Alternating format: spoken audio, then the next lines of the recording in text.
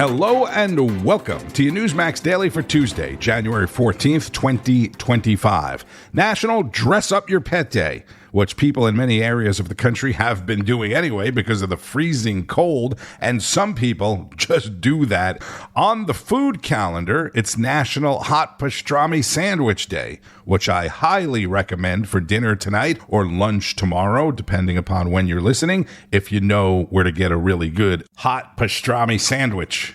So as expected, right, as soon as the order blocking its release expired, Attorney General Merrick Garland publicly released Special Counsel Jack Smith's report on his investigation into Donald Trump's 2020 election interference efforts, which concludes with Smith, who resigned over the weekend, and his team saying they believe Donald Trump would have been found guilty and convicted had he not been reelected to the White House by the people. Judge Eileen Cannon, that's the federal judge in Florida, who was initially appointed by Trump in his first administration, initially blocked the release of the report and continues blocking Volume 2 of Smith's report, which has more to do with Trump's handling of classified documents. And she's blocking it because she believes it may violate the rights of some of the other co-defendants in that case that are still facing charges. She has a hearing scheduled for that on Friday. Then Special Counsel David Weiss, who investigated and brought charges against Hunter Biden, released his final report saying he did so because Hunter Biden broke the law and that a jury agreed with him and convicted him. Weiss noting that Hunter even pleaded guilty to tax evasion, all of which was undone by President Biden's pardon of his son.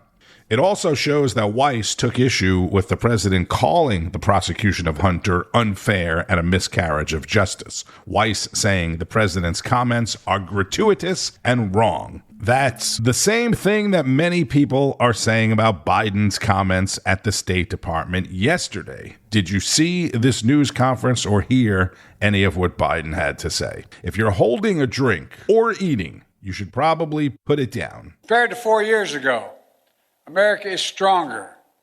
Our alliances are stronger. Our adversaries and competitors are weaker. We have not gone to war to make these things happen. Iran's economy is in desperate straits. All told, Iran is weaker than it's been in decades. I know, right? And no one even calls him out on it. And it gets better. My administration is leaving the next administration with a very strong hand to play.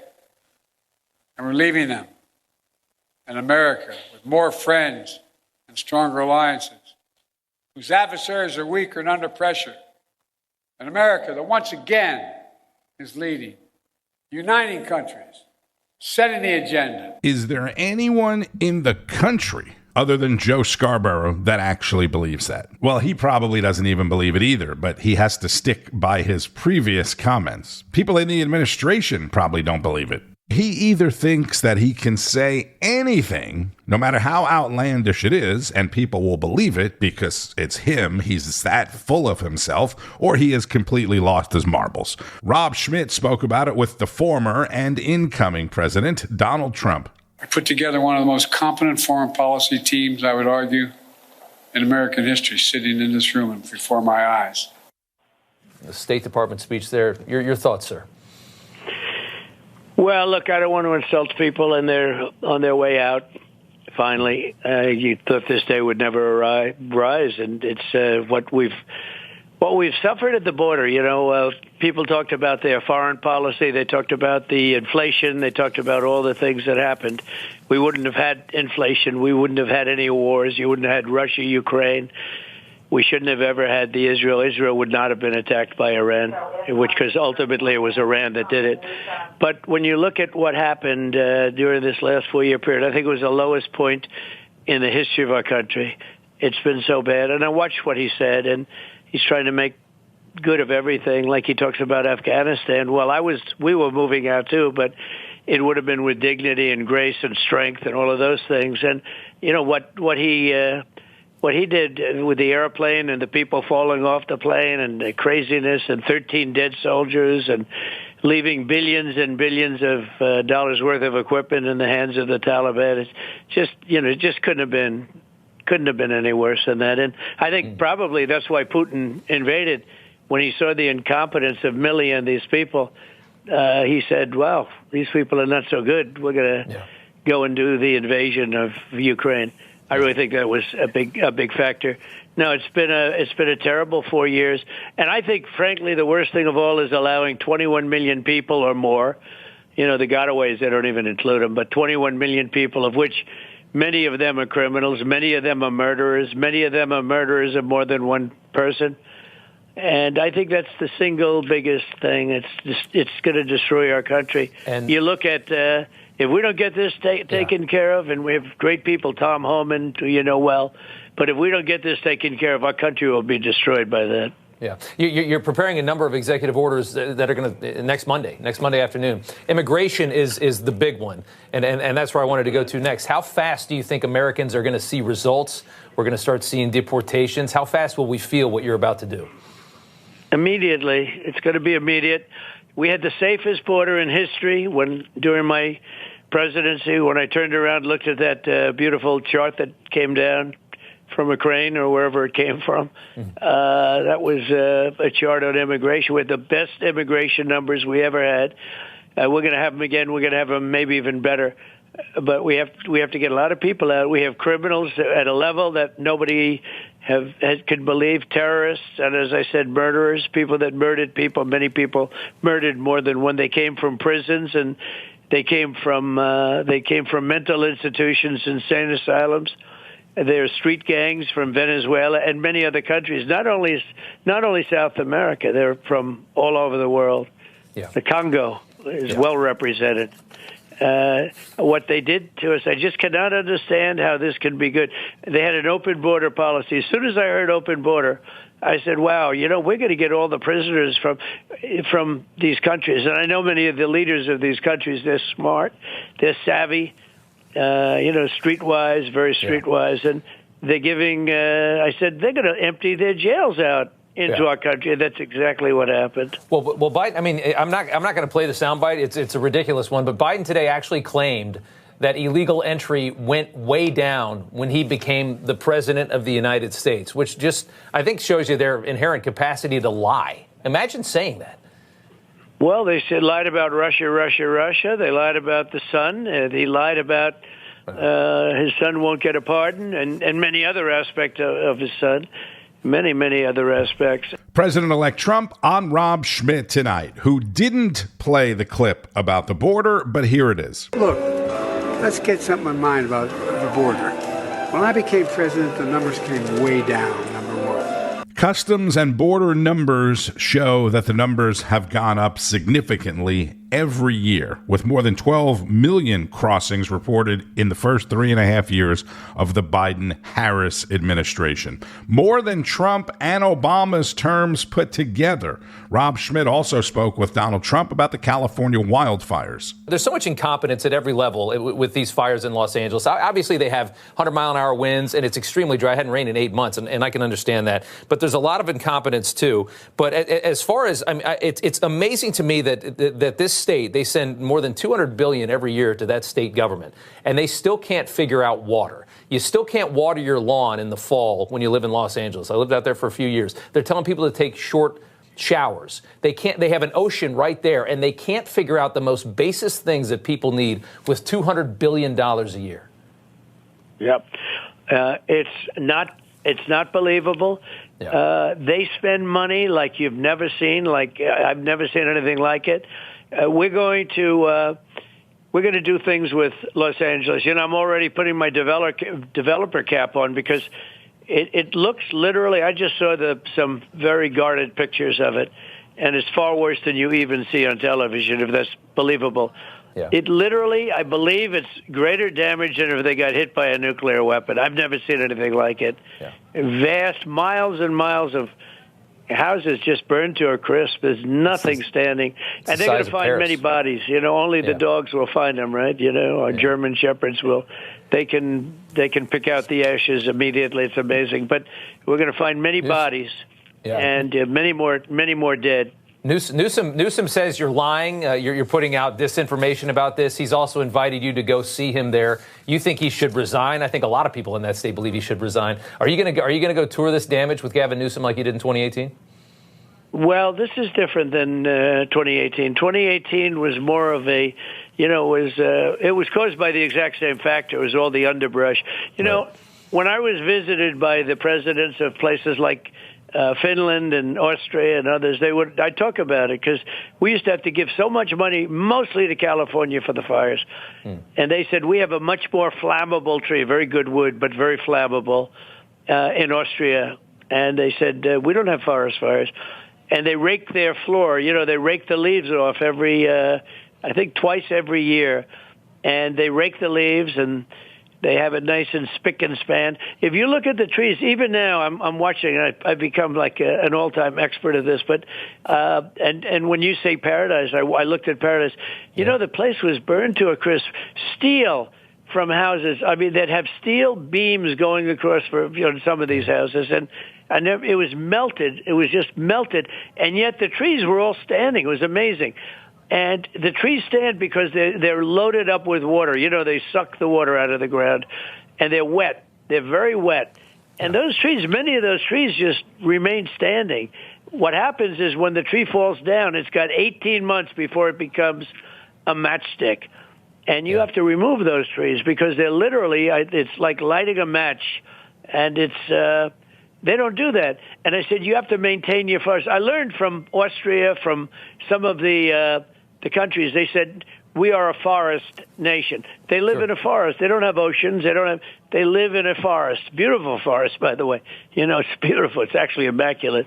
But they live in a forest. He said, I remember the one said that, I think it was Finland, he said, we're a forest nation, and we don't have, anything like what they have there. And we have a much more flammable tree. And I told this to him. I said, you got to clean this thing because they've never done any of it. When trees fall down, they've been down for 30 years. They're like literally you could take a match and it would catch on fire in 2 seconds. Yeah. It's terrible. It's firewood. Yeah. It's great firewood, I guess. Yeah. I assume it is good firewood, and therefore it has a value.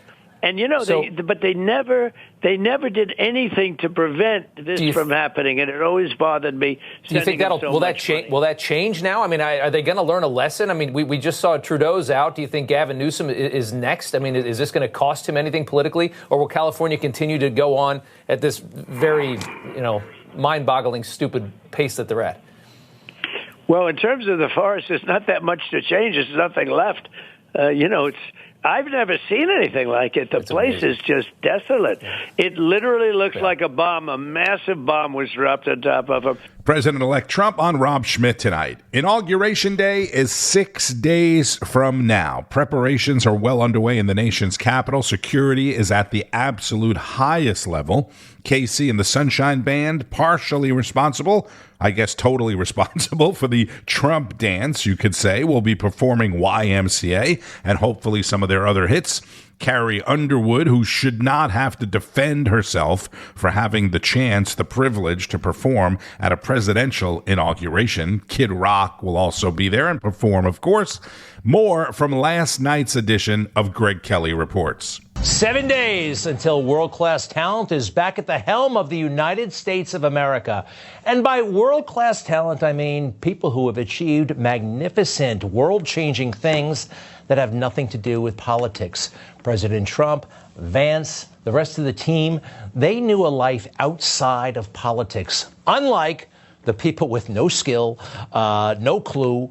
Right now, they are failing, and we can all see it, and it's kind of coming at a perfect time. You know what I mean? They're being exposed. I hate that there's a fire, but the silver lining is that, Gavin Newsom ain't ever going to be president, okay? And that was kind of a possibility there.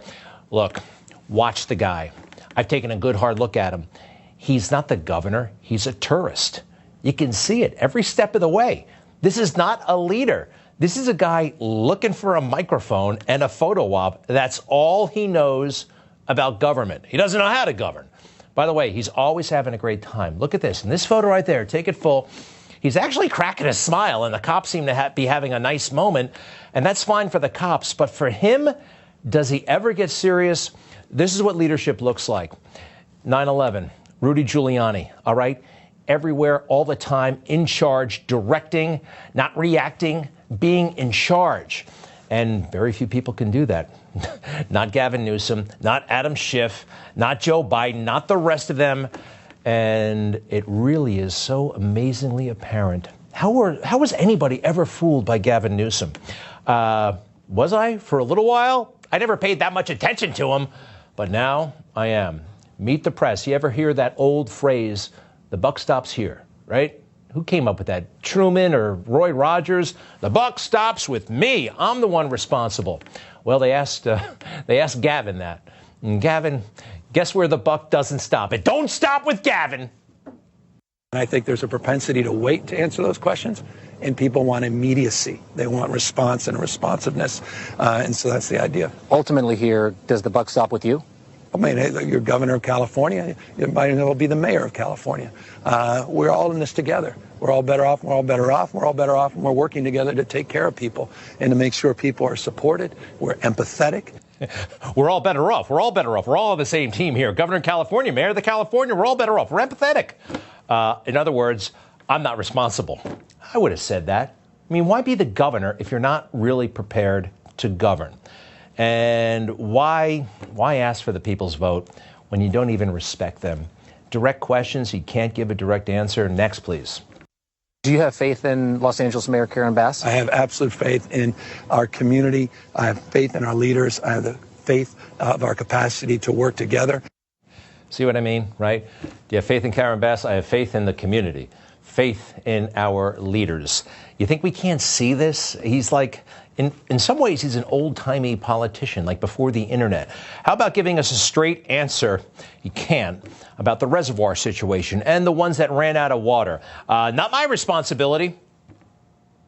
President-elect Trump has blamed you for this crisis. He called you incompetent. What's your response? Well, I don't know what he's referring to when he talks about the Delta smelt and reservoirs. The reservoirs are completely full. The state reservoirs here in Southern California, that mis and disinformation, I don't think advantages or aids any of us. We do know, though, from reporting here locally that one reservoir that serves the Palisades was not full. And that's exactly what triggered my desire to get the investigation, to understand what was happening with that local reservoir. That was not a state system reservoir, which the president-elect was referring to as it relates to the Delta. What's up with this routine, huh? And then what you're saying is it's like a weird kind of intimidation move, but I don't know. I think he's a little bit psychotic, okay? I think he's a little bit psychotic. You ever hear of the Marshall Plan? It was a post-World War II operation to basically rejuvenate Europe.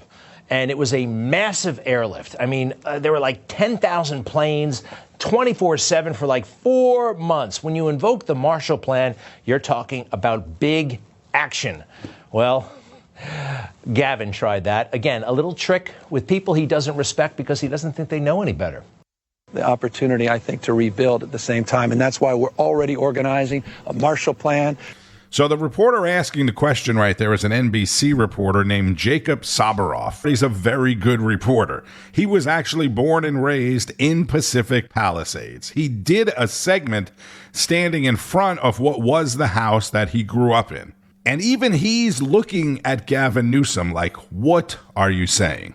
All right, from NBC. You just said you're organizing a Marshall Plan for the rebuilding of California. What is that Marshall Plan? Tell us about this Marshall Plan. We're just starting to lay out. I mean, we're still fighting these fires. So we're already talking to city leaders. We're already talking to civic leaders. We're already talking to business leaders and nonprofits.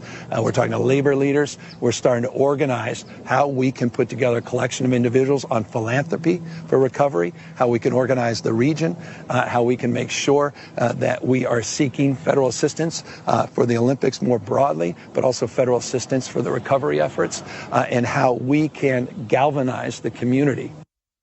Galvanize the community. We can galvanize the community. This might work well at a cocktail party in Beverly Hills, but the whole country can see it, and we can also see right through it. Hey, by the way, why is he in the middle of nowhere?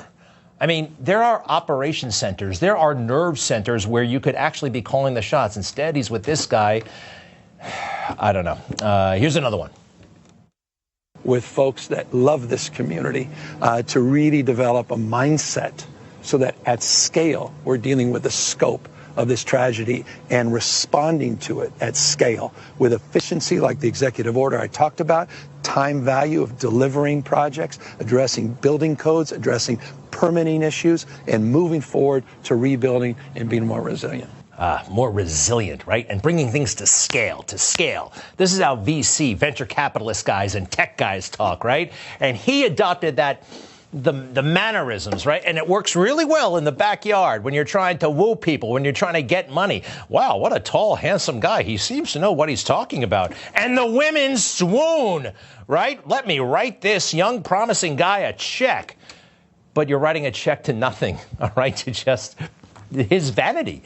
He doesn't know how, and he doesn't even want to do anything. I have gone beyond these interviews. I've tried to look. I've looked at probably 50 or 60 speeches that this guy has delivered, and he never talks about anything. That's Greg Kelly, host of Greg Kelly Reports, 9 o'clock Eastern. Catch it tonight. Let's go back to Rob Schmitt, host of Rob Schmitt Tonight, who also spoke with Texas Senator Ted Cruz right after he spoke with Trump. I want to start with immigration. You're Texas, obviously. What are we going to see in your state starting next week? What's it going to look like? Well, Rob, it's going to be extraordinary. There are many things that came out of the election in November, but the clearest mandate of all is a mandate to secure the border and to do it now. And I believe on January 20th, we're going to see a dramatic sea change. We're going to see President Trump issue a whole series of executive orders.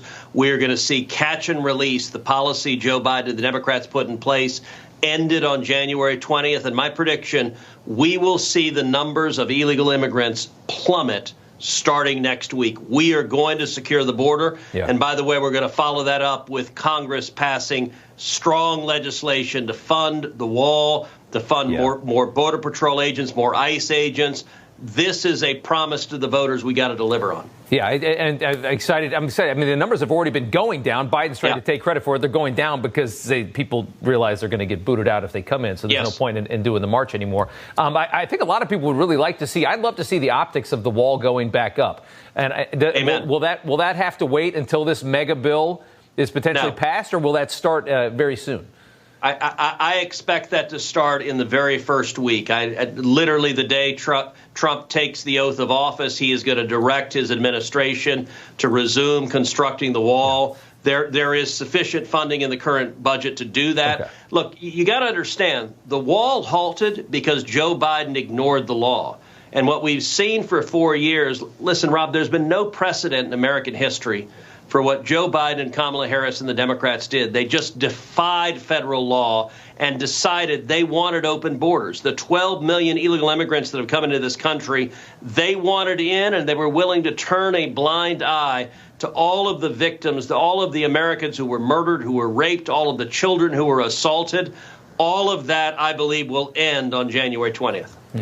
I want to talk about these cartels because there's reports indicating the Trump team is considering naming these cartels as terrorist organizations, these South American, Central American cartels. Some of the most vicious people in the world work inside these cartels.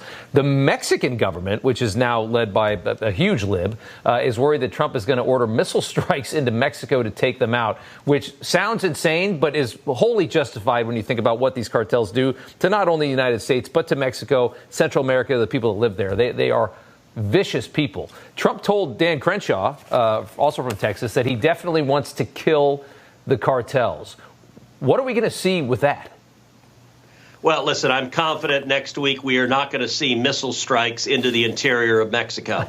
What we will see is I do think they're going to list these gangs as terrorist organizations, gangs like MS-13, gangs like the Venezuelan gang Tren de Aragua. We're going to see, and they're carrying out horrific crimes in the United States. They're murdering Americans. They're raping Americans. You look in my home state of Texas, in Houston, Jocelyn Nungary, a beautiful 12-year-old girl who was raped and murdered by 2 Venezuelan gang members that Joe Biden and Kamala Harris released into this country. Nicolas Maduro, the dictator of Venezuela, very deliberately emptied their prisons, emptied their insane asylums, and sent to this country murderers and rapists and vicious criminals. And so I applaud the incoming administration on treating that violent assault for what it is. But I don't believe we're going to see military action against our neighbors. But I do expect the government of Mexico is going to dramatically change how they deal with the United States.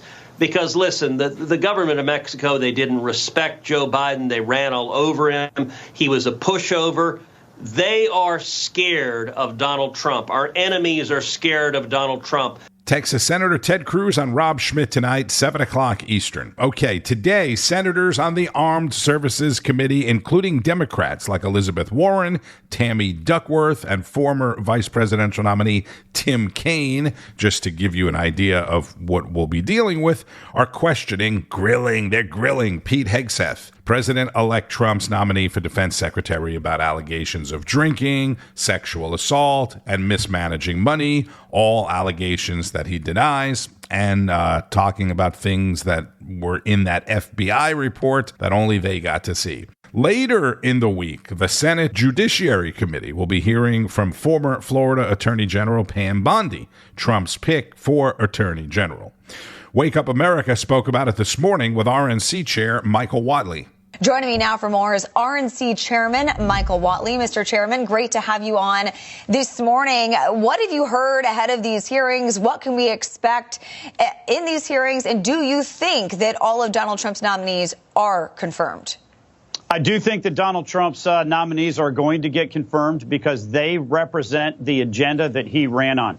Throughout the course of his campaign, Donald Trump repeatedly pledged to restore the southern border, rebuild our economy, and make sure that America is strong enough to protect our interests and our allies around the world.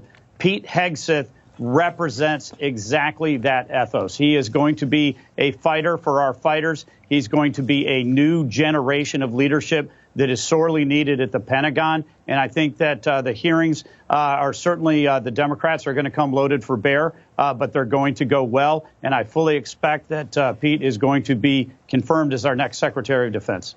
I do want to ask you about the Jack Smith report that was released. So Donald Trump saying in part, quote, deranged Jack Smith was unable to successfully prosecute the political opponent of his boss, crooked Joe Biden. So he ends up writing yet another report. And we just spoke with Congressman Tom Tiffany earlier in this hour, and he said Smith can resign, but he can't hide, adding that accountability is coming. Will those who sought to essentially get Donald Trump ever be held accountable? They need to be held accountable. The fact is that Joe Biden and his team weaponized the judiciary system. They use civil courts, they use criminal courts, they use federal courts, they use state courts to go after Donald Trump and his allies in a way that has never been done before. It needs to never be done again. And if people violated the law, if they violated the rules that govern the Department of Justice, they need to be held accountable. I think that America is ready for Pam Bondi and Kash Patel and a new generation of leadership at the FBI to end this weaponization of the judicial system and make sure that they are fighting for Americans instead of fighting against political opponents like Donald Trump. Chairman of the Republican National Committee, the RNC, Michael Whatley on Wake Up America this morning with Charla McBride. Oh, by the way, while you were likely sleeping, I was going to mention this at the beginning. North Korea launched some more missiles. And we're only a week away from hearing about Rocket Man, Little Rocket Man. According to South Korea, North Korea launched several short-range ballistic missiles that landed in the Sea of Japan early this morning, calling it a clear, provocative act that seriously threatens the peace and stability of the Korean Peninsula. This is an entirely different kind of rocket, but Jeff Bezos' Blue Origin space venture has rescheduled the launch of its Glenn rocket to 1 a.m. Eastern Thursday, or Wednesday night, depending upon your lifestyle and if you live out west. It'll definitely be Wednesday night, 1 a.m. Eastern, Thursday morning here in Florida.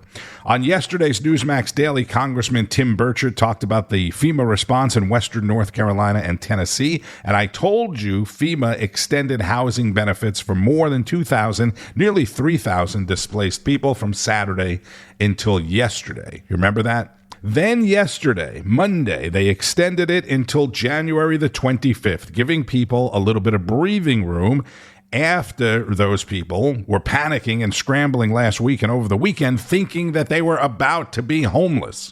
I can tell you I have seen FEMA do the same exact thing several times with hurricane victims here in Florida. Instead of extending it from Saturday to Monday and then to the 25th, they could have just said on Saturday or Friday night that they were extending it to the 25th to begin with, as if these people don't have enough to be worrying about. Now we have California.